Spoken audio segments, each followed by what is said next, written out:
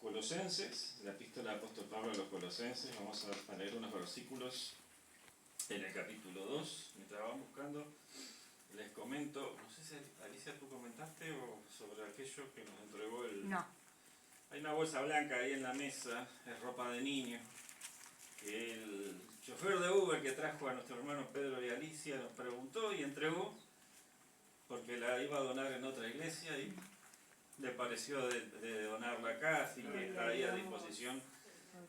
Me pregunta, ¿hay alguna familia pobre con niños chicos? Y sí, siempre hay, siempre hay gente que necesita, siempre hay. Es esa bolsa blanca, no sé si después alguien yo la verdad de ropa de bebé no tengo ni idea. Alguien puede clasificarla y ve, o alguien dice, yo conozco a la persona que necesita esto y se lo lleva y después ven.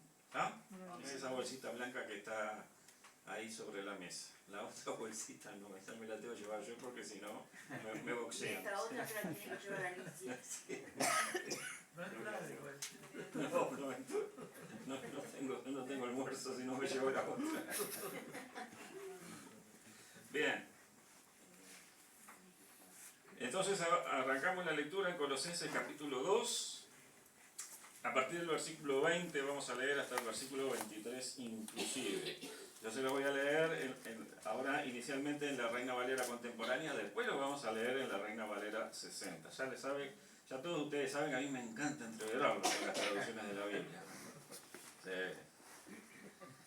Si con Cristo ustedes han muerto a los principios de este mundo, ¿por qué como si vivieran en el mundo se someten a sus preceptos? Les dicen, no tomes esto en tus manos, no pruebes aquello y ni siquiera lo toques. Esos preceptos se ciñen a mandamientos y doctrinas humanas, y todas ellas son cosas que se destruyen con el uso. ¿Llegamos? ¿Sí? Sin duda, versículo 23, sin duda tales cosas pueden parecer sabias en cuanto a la religiosidad sumisa y el duro trato del cuerpo, pero no tienen ningún valor contra los apetitos humanos. Bien, el tema de referencia, o el que estábamos haciendo referencia y que yo les prometí el domingo pasado que íbamos a continuar, por lo menos hoy, después veremos, Ángel, después veremos. Bueno, te queda todo anotado.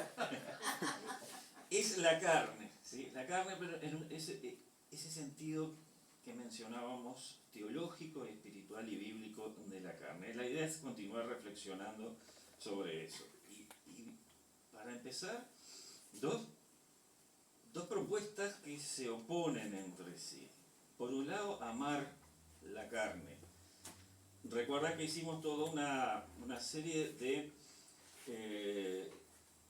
una lectura de una serie de versículos sobre los distintos significados de la palabra carne en la traducción Reina Valera que más habitualmente usamos, que es la 60, y yo les comentaba que en la revisión de la Reina Valera contemporánea muchos de esos pasajes ya está siendo sustituido por cuerpo, ¿sí? O los equivalentes, ¿sí? Todo lo que ustedes puedan leer en la 60 que dice carne en las versiones más modernas, que son traducciones que equipos de lingüistas hacen para hacer el lenguaje más comprensible en el momento actual, ya están siendo sustituidas por el significado en cada caso y según el contexto. ¿De acuerdo? ¿Se acuerda que hablamos del contexto? ¿Qué es lo que está antes, qué es lo que está después, qué es lo que nos ayuda a entender lo que estamos leyendo? ¿Sí? Entonces las dos propuestas que se oponen es amar la carne y matar la carne. A ver, Efesios capítulo 5 versículo 29, yo se los leo y lo voy a leer en la traducción, en la revisión, del 60. Dice, nadie aborreció jamás a su propia carne, sino que la sustenta y la cuida, como también Cristo a la iglesia. En este pasaje carne hay que entenderlo como cuerpo. A partir del contexto se entiende como el cuerpo físico. De hecho, tanto la diosa Blau como la Reina Valera contemporánea ya sustituyen carne por cuerpo. Entonces, estas palabras afirman que nadie odia, aborrecer es eso, es odiar, nadie odia o nadie debería odiar su propio cuerpo. Entonces uno puede preguntarse, ¿por qué alguien odiaría su propio cuerpo? Y hay dos grandes razones que podemos citar o podemos mencionar. Por el aspecto, y esto le puede pasar a algunas personas con fe, pero fundamentalmente sin una fe cristiana, que se obsesionan por la figura física o por tener una presencia esbelta, y no la tienen, y no la logran. Y entonces odian su cuerpo. O por el otro lado, por ser el cuerpo, y esto sí, más del lado de alguna clase de creyentes obsesionados con la espiritualidad. Recuerden que terminamos hablando de vida cristiana perfecta, ¿sí? El domingo pasado terminamos diciendo cómo alcanzar la vida cristiana perfecta. Bueno, el ideal a lo largo de los siglos, desde que empezó y arrancó el Evangelio hasta el día de hoy, en muchas personas ha sido ese, alcanzar la vida cristiana perfecta. Y porque el cuerpo, porque uno odiaría su cuerpo, porque el cuerpo es el asiento de apetitos, de pasiones y de instintos que se resumen en una expresión que dice el apóstol Pedro en su primera epístola, capítulo 2, versículo 11, deseos carnales que batallan contra el alma. Es decir, son los deseos de nuestra naturaleza física que presentan batalla contra lo que queremos. Recuerden la expresión del apóstol Pablo, que la citamos el domingo pasado: no hago el bien que quiero, sino el mal que no quiero, eso hago. Entonces, Efesios 5:29 dice que la forma en que cada uno, pero sobre todo el creyente cristiano, cuida de su carne, o sea, de su cuerpo, además, es figura de cómo Cristo cuida a la iglesia. ¿Prestaron atención a eso? Miren después, particularmente Efesios 5:29. Nadie aborreció jamás a su propia carne, es decir, nadie odió jamás a su propio cuerpo, sino que lo sustenta, o sea, lo alimenta. Sustentar es alimentar, sin darle vueltas sobre espirituales. Sustentar es alimentar y lo cuida, como también Cristo la iglesia. Es decir, el apóstol Pablo pone la figura de cómo cada cual cuida su cuerpo para representar el cuidado de Cristo por la iglesia, porque la iglesia es el cuerpo de Cristo. Y eso nos tendría que decir algo incluso de cómo cada uno de nosotros cuida de su propia salud. De su propia salud. Y eso, hermano, a mí me vino bárbaro desde mucho tiempo atrás, cuando estaba por recibirme incluso,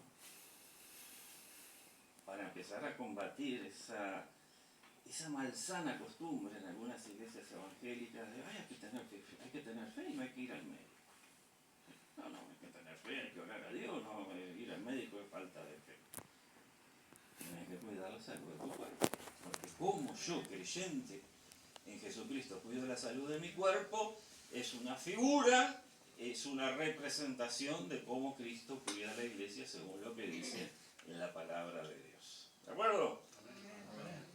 Entonces, amar la carne o odiarla por un lado, por el otro lado, matar la carne. Es decir, matar lo que somos en cuanto a esos deseos carnales que nos enfrentan a esa batalla interior, a esa lucha interior entre lo que entendemos espiritualmente o moralmente o intelectualmente que está bien y aquello a lo que somos arrastrados por nuestros apetitos, instintos o pasiones. ¿Sí? Y hay expresiones interesantes que surgen de la historia. Ustedes saben que yo soy un apasionado de la historia. Más de una vez los he amenazado con cerrar con llave y darles una clase de historia cristiana, de historia de la iglesia. Pero en los primeros siglos sucedieron cosas muy interesantes que lamentablemente desfiguraron el Evangelio original, porque esa es la realidad, desfiguraron el Evangelio del Nuevo Testamento en cuanto a cómo practicar la fe, y transformaron la práctica de la fe cristiana, de la fe en el Evangelio, en una práctica religiosa más, infiltrándose en el cristianismo, como les decía, con el manifiesto propósito de alcanzar la vida cristiana perfecta. ¿Qué es lo que hacían? No les digo en el siglo I, en la época de los apóstoles, pero sí 200, 300, 400, 500 años después se fue infiltrando algo que dura hasta el día de hoy y que es la práctica religiosa de las austeridades. ¿Qué es la austeridad? Lo que hoy, por ejemplo, se le pide al gobierno, esa clase de cosas. Austeridad. ¿Qué son las austeridades? Un límite. ¿Es? Como un límite. Es muy bien eso, poner un límite. Bien, sí. Si yo practico la austeridad en mi vida personal, me pongo límites, ¿sí? ¿Y límites referidos a qué? ¿A qué? A los gastos. Bien, ¿y en qué gastos? ¿Cuáles son las cosas básicas en las que gasto? Los alimentos. Los alimentos, ahí está, la práctica de austeridades. Personas que por motivos religiosos se ponían límites en cuanto a, por ejemplo, cómo se alimentaban. ¿Sí? Es decir, ¿a qué es a lo que vamos? Que lo que se metió en el cristianismo es una práctica religiosa de austeridades para de esa manera vivir o alcanzar la vida cristiana perfecta.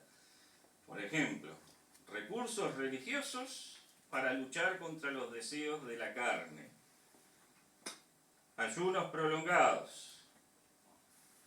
Oraciones y vigilias con escaso descanso y sueño.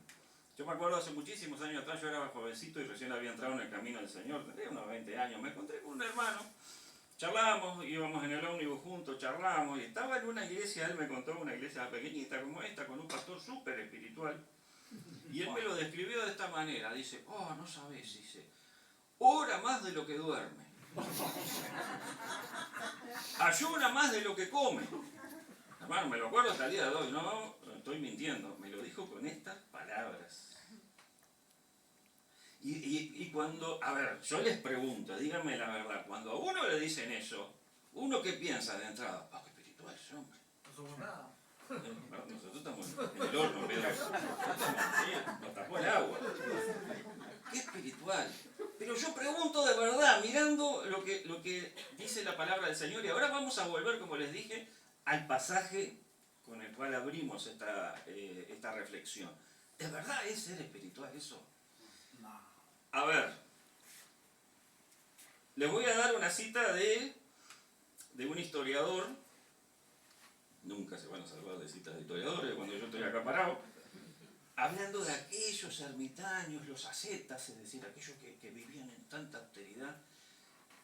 Y este historiador dice, pretendían triunfar sobre la carne mediante la oración, contemplación y mortificación. Perfecto. Entonces, la oración, la palabra del Señor nos invita a la oración. Perfecto. Contemplación, ¿a qué le llaman? Contemplación, y es básicamente una reflexión espiritual, reflexionar sobre las cosas espirituales, sobre Dios. Mortificación.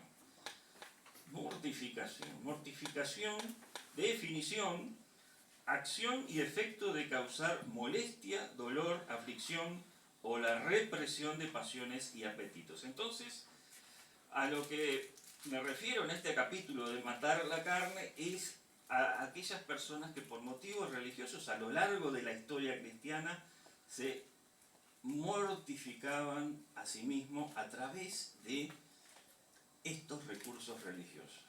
Ayunos prolongados. A ver, hermanos, que en la iglesia evangélica entendemos valiosos los ayunos. ¿Sí? Entendemos valiosos los ayunos. Y los hacemos. También hablamos hace bastante tiempo atrás, pero tal vez alguno recuerde sobre un pasaje muy lindo del Sermón del Monte, donde el Señor Jesús dijo, no va a andar mostrando al resto de la gente que uno está ayunando. ¿Te acuerdan de eso? Fue hace como 4 años. Todavía está grabado, el que lo quiera se lo mando. No va a andar mostrando. Dice, lavate la cara, ponete perfume, ponete lindo, porque la gente no te vea que estás ayunando. Porque es con el Señor el ayuno, no para andar mostrando a los demás la cara larga, las ojeras, hermano, llevo 2 días de ayuno, porque estoy consagrado al Señor. No, ayunos prolongados, vigilias larguísimas, Vivir con muy escasas comodidades, qué humilde que soy, mirá. La pobreza extrema, sabemos a lo largo de la historia, hubo quienes recurrieron a la pobreza extrema como práctica religiosa. El celibato, ni hablar. ¿Todos saben lo que es celibato? Es quedarse sin pareja, no casarse, ¿sí? No casarse, por motivos religiosos. Que en algunos lugares, digo, ¿está en la Biblia? Sí, está en la Biblia. Lo menciona el apóstol Pablo como algo voluntario. Algunos pueden entender que Dios los llamó a eso. Y yo conozco hermanos en Cristo, cristianos evangélicos, que viven en celibato voluntario. No obligatorio. Pero la vida solitaria también puede ser apetecida como forma de mortificación. Y en casos extremos, ¿a qué llegaron en algunas épocas de la historia cristiana? ¿A qué se llegó? A la flautoflagelación, el castigo autoinfligido. Hermano, eso no es de la Edad Media, existe en la actualidad. Pero lo interesante es que, así como esta clase de cosas no son privativas de una época, sino que existen en la actualidad, tampoco son privativas del cristianismo. En otras religiones también están. Los ayunos, las oraciones larguísimas, el autoflagelarse. Entonces, cuando estas ideas ingresan al cristianismo o a lo que ya era la religión cristiana, estas personas que las practicaban se imaginaban que, despreciando y castigando su propio cuerpo, derrotaban la carne. ¿Sí? Derrotaban la carne. Y otro historiador cita la frase de uno de estos antiguos ermitaños que dijo: estoy matando al cuerpo porque me está matando a mí. Es decir, matar la carne, luchar por matar su propia carne, es decir, matar sus propios deseos y apetitos carnales en función de doctrinas, de enseñanzas paganas que no están en la Biblia, Interesante. Y lo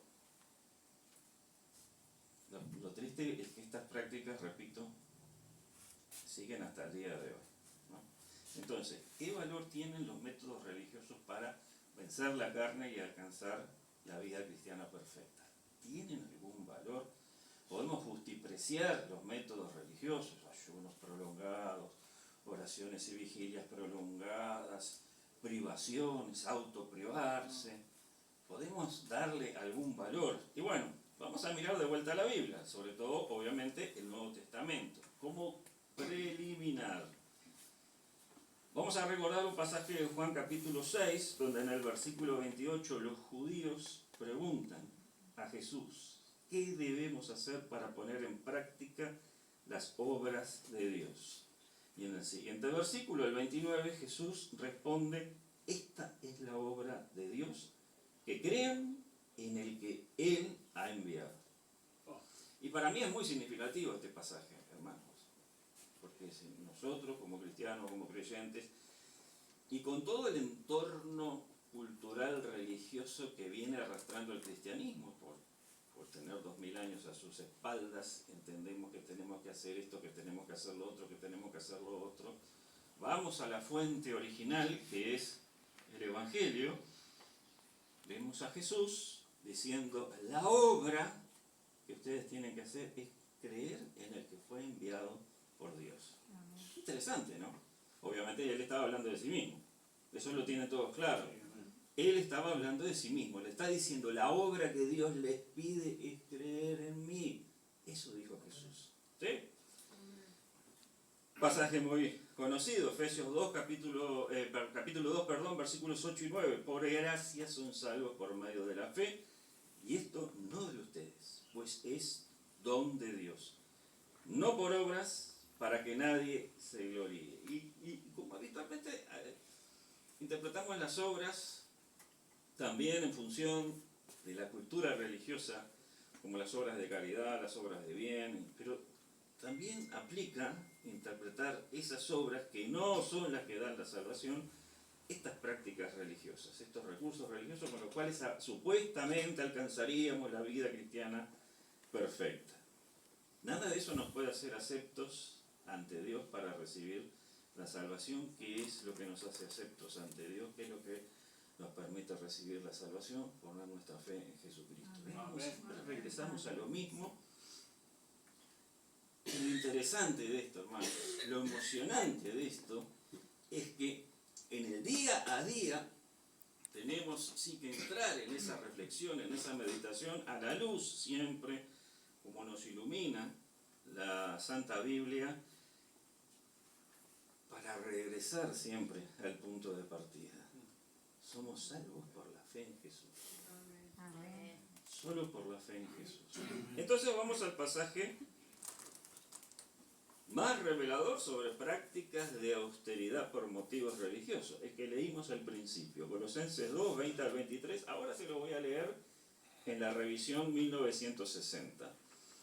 Si han muerto con Cristo en cuanto a los rudimentos del mundo, ¿por qué como si viviesen en el mundo se someten a preceptos tales como no manejes, ni gustes, ni aun toques, en conformidad a mandamientos y doctrinas de hombres, cosas que todas se destruyen con el uso? Tales cosas tienen a la verdad cierta reputación de sabiduría en culto voluntario, en humildad y en duro trato del cuerpo, pero no tienen valor alguno contra los apetitos de la carne. Ahora, fíjense una cosa, ¿no? Estas palabras están dirigidas a creyentes cristianos.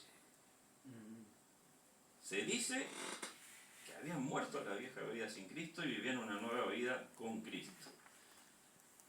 Pero se sometían a mandamientos, está escrito en el Nuevo Testamento, se sometían a mandamientos que les ordenaban abstenerse de cosas.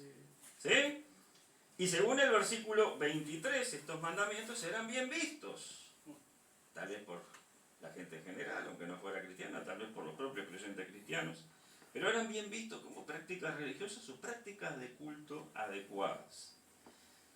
Y además, si tienen abierto, vayan al versículo 18, donde Pablo habla de algunos que andaban afectando humildad. ¿Sí? ¿Lo vieron? ¿Lo leen? ¿Lo tienen? Sí. ¿Qué quiere decir afectando? Afectando humildad. Es poner algo a la vista, afectar una actitud, es ponerse de una manera para que los demás lo vean. Es decir, postureo religioso. ¿De acuerdo? Afectando humildad es fingir humildad, es un postureo religioso. Yo me veo así, me pongo así, me pongo con carita de humilde, y adentro mío, quién sabe qué barbaridades están pasando, pero delante de los hermanos estoy así, afectando humildad, un postureo. Y además de que habla, tratar con rigor el cuerpo físico. Y ahí vamos a de lo que estábamos hablando. Aborrezco mi carne, mi cuerpo, lo mato para poder ser salvo, o para poder ser más santo, o para poder aparecer o figurar como más espiritual que los demás. ¿Es eso correcto? El veredicto final de Pablo sobre esto es: no tienen valor alguno contra los apetitos de la carne. No sirven de nada. ¿Sí? No sirven para dominar los deseos de la carne. Se los voy a leer en otra traducción también protestante. Dice: tales cosas podrán parecer sabias porque exigen una gran devoción, una religiosa abnegación y una severa disciplina corporal.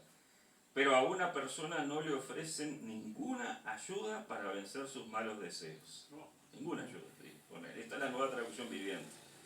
La nueva versión internacional dice: tales cosas tienen sin duda apariencia de sabiduría, con su afectada piedad, falsa humildad y severo trato del cuerpo, pero de nada sirven frente a los apetitos de la naturaleza pecaminosa.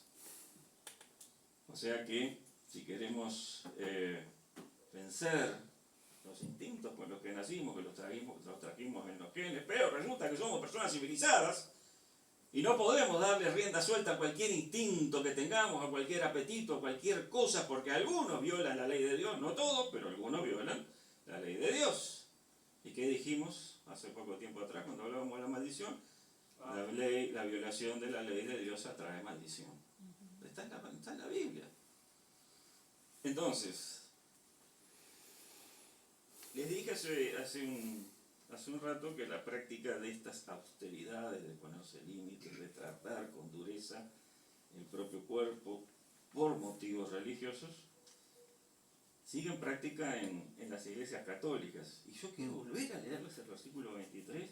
Miren, me lo traje en dos traducciones católicas de la Biblia. En la Biblia de Jerusalén dice: tales cosas tienen una apariencia de sabiduría por su piedad afectada, sus mortificaciones y su rigor con el cuerpo, pero sin valor alguno contra la insolencia de la carne. Y la Biblia latinoamericana lo traduce así: todo eso quiere ser sabiduría, religión, humildad y desprecio del cuerpo, pero no sirve de nada cuando la carne se revela. Parece que todas las traducciones que hemos leído dicen lo mismo. Termina en eso. Hemos leído este versículo en 5 traducciones diferentes de la Biblia y todas dicen lo mismo. Afectar religiosidad, afectar humildad y tratar el cuerpo con austeridades no sirve para vencer los deseos de la carne. No sirve. No sirve. ¿De acuerdo? Entonces, recién les dije que hay deseos, pasiones e instintos humanos que violan la ley de Dios. ¿Sí? ¿Cuál sería la pregunta obvia? Yo les digo, hay deseos, pasiones e instintos que tenemos los seres humanos que violan la ley de Dios. ¿Cuál es la pregunta obvia que me tienen que hacer? ¿Cuáles son? No, esa no es la obvia. Bueno, podría ser, ¿eh? Sí. Antes yo preguntaría, ¿por qué? Si son instintos, ¿por qué? Si yo le doy rienda suelta a esos instintos, estoy violando la ley de Dios. Pero, ¿cuáles son? Ya saben. ¿Sí? Los apetitos que tenemos. ¿Qué apetitos tenemos? Queremos comer algo rico. Seguro. Si le damos rienda suelta en exceso, ¿en qué caemos? En gula. El apetito sexual, si le damos rienda suelta en exceso, caemos en fornicación, adulterio e inmoralidad. Incluso, y está en la Biblia, hermano, no son cosas de la religión, el descanso. Si le damos rienda suelta en exceso, caemos en pereza. Y eso está en la Biblia también. ¿De acuerdo? No, está bien, lo de cuáles son está bien, pero ¿por qué? Creo que es una pregunta básica. ¿Por qué violan la ley de Dios si son apetitos?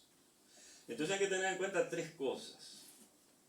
Es una pregunta obvia que tiene respuestas obvias. Primero, lo que tenemos que tener en cuenta es que este no es el capricho de nadie, no es el capricho de Dios, no es el capricho de la iglesia, ¿sí? No es el capricho de los ministros religiosos. Usted, si da rienda suelta en exceso a su apetito, está pecando. Y eso es bueno explicarlo siempre, hermano. Ustedes saben que a mí me gusta explicar las cosas, porque yo creo que tenemos que entender las cosas para poder incorporarlas a nuestra vida. ¿Sí? No simplemente practicarlas externamente, sino poder incorporarlas, entender, esto tiene sentido. Así que no es un capricho. Segundo, tampoco es una imposición religiosa que se tiene que obedecer. A ver, hubo épocas en las cuales el cristianismo tenía una preponderancia en las sociedades occidentales, que lo que decía la iglesia había que hacerlo y se acabó. ¿Sí? Todos saben eso. Épocas históricas. No es así, obviamente, en la actualidad. Entonces la iglesia imponía una obligación religiosa y había que seguirla. Y yo viví en mis comienzos en el Evangelio, en un lugar, en una iglesia, donde teníamos un pastor que imponía las cosas. Se acabó, hay que hacerlo así.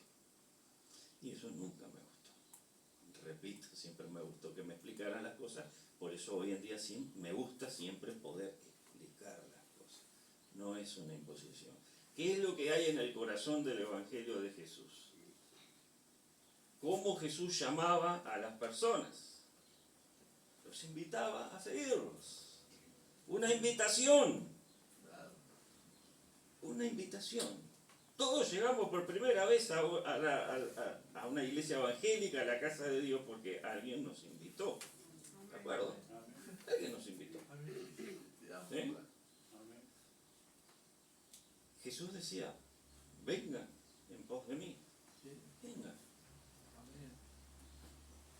A los primeros discípulos los invitó a seguirlo. A las personas decía, vengan a mí, vengan, aprendan de mí que soy manso y humilde de corazón. Jesús invitaba. Invitaba. Así era en el principio y así tiene que ser hoy en día, una invitación.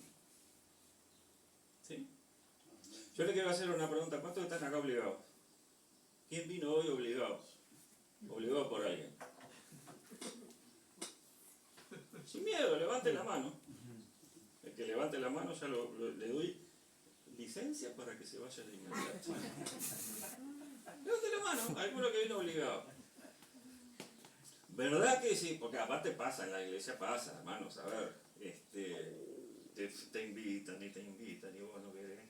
Hablando cuando uno es incrédulo pero dale, vení, no sé, de repente un familiar, los padres, a los chicos, a los jóvenes, o tu cuñado, yo qué sé, y te porfía y te cargosea hasta que al final vas, porque hasta te da vergüenza, te toca 14 millones de veces, pero una invitación que se acepta obligado genera disgusto y genera rechazo. ¿Sí? Capaz que uno invita mucho, habla mucho y se pone porfiado Y no te viene. Cuando uno no dice nada, Bien, ahí perfecto. solito viene. Pero yo te pregunto, María, cuando la persona viene porque se siente obligado, ¿estás contento? Batí palmas, aquel dice, fuerte aplauso para Jesús. ¿Verdad? Genera disgusto y genera rechazo. Genera rechazo. Y no es la mejor manera de aceptar la invitación del Señor. No es la mejor ¿Cuántas manera. veces a mí me invitaron y yo decía no? Y vine sola después. ¿Es cierto? Es cierto. ¿Cómo que hay? El lunes me dijiste que no y el miércoles me llamaste y me dijiste, bueno, dale que voy. No, pasaron 2 meses. Pasaron 2 meses. No, está bien, sí, está bien. Ese es el tema. Ese es el tema. Originalmente Jesús invitaba. Nosotros tenemos que invitar a la gente a venir a Jesús. No imponer. Y en tercer lugar,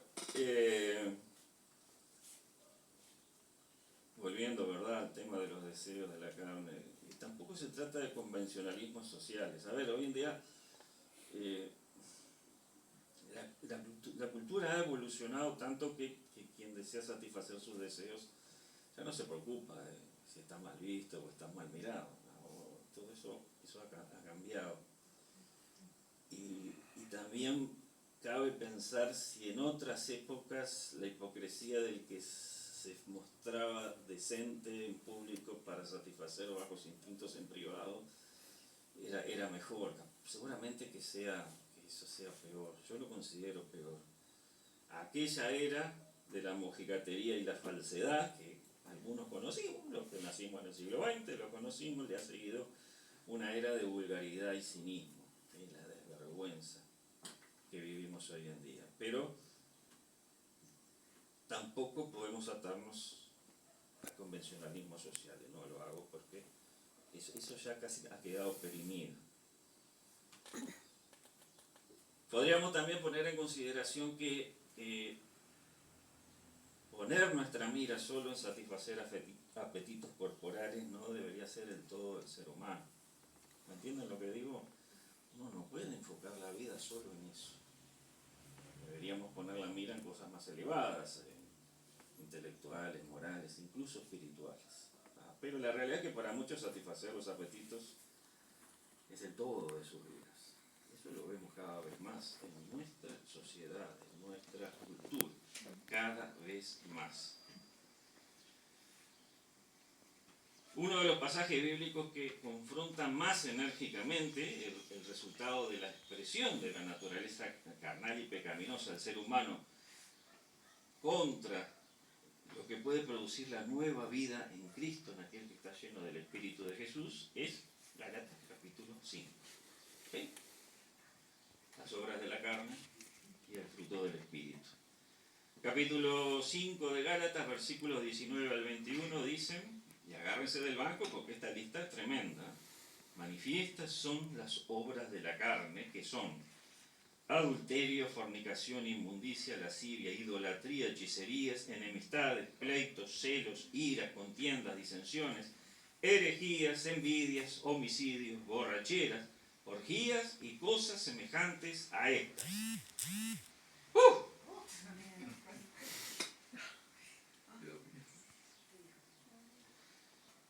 Pero quienes están llenos del Espíritu de Dios van a mostrar una conducta diferente. Versículos 22 y 23. El fruto del Espíritu es amor, gozo, paz, paciencia, benignidad, bondad, fe, mansedumbre, templanza. El fruto del Espíritu, en la traducción de Dios habla hoy, el versículo 22 dice lo que el Espíritu produce. Y hemos hablado de esto en cuanto a por qué el fruto. Porque el fruto es lo que se ve y lo que permite reconocer el árbol. ¿Sí? Lo dijo Jesús. Por sus frutos lo conocerán. Por sus frutos los conocerán. Por lo que mostramos. Por lo que dejamos ver de nosotros. Por lo que nos sale. Señor nos ayude, hermanos. Entonces,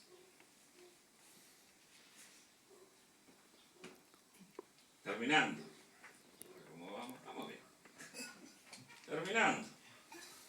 Jesús, en Juan capítulo 14, versículo 23, dijo, el que me ama, mi palabra guardará, y mi Padre le amará, vendremos a él y haremos morada con él. ¿De qué estaba hablando Jesús? ¿De una práctica religiosa? ¿De una filosofía de vida? ¿De conservar el recuerdo de aquel gran maestro judío que vivió hace 2000 años? Mi Padre le amará, vendremos a él y haremos morada con él. Versículo 25. El Espíritu Santo a quien el Padre enviará en mi nombre. Él hablaba de la sobrenaturalidad que el cielo enviaría a vivir en aquel que pone su fe en Jesucristo. Ni fórmulas mágicas, ni prácticas religiosas, ni ejercicios místicos o privaciones severas. La victoria sobre la naturaleza pecaminosa del ser humano, para los creyentes, para todos, está en la fe en Jesucristo, en el amor de Dios en nuestros corazones, que nos lleva a amar a Dios y a obedecerlo, y en la llenura del Espíritu Santo. Que Dios nos ayude, hermanos, que Dios nos ayude para volver a los principios, como dijimos, y buscar en eso, la victoria en nuestra vida cristiana. Amén. Señor, te damos gracias en el nombre de Jesús por este tiempo. Gracias por tu palabra que nos orienta, nos enseña, nos guía y nos hace crecer en la comprensión, en la recta comprensión del camino de esta fe. Bendice a mis hermanos y hermanas en este momento, Dios mío, a los que acaban de escuchar y a los que escucharán después, Señor amado, esta meditación, Señor, sobre la lucha de cada día con la carne, con nuestra naturaleza, Señor, la cual nos acompaña y nos acompañará mientras estemos en este mundo. Gracias te damos, Señor, porque tú estás con nosotros y nosotros caminamos contigo. En el nombre bendito de Jesucristo. Amén. Amén. Señor, les bendiga.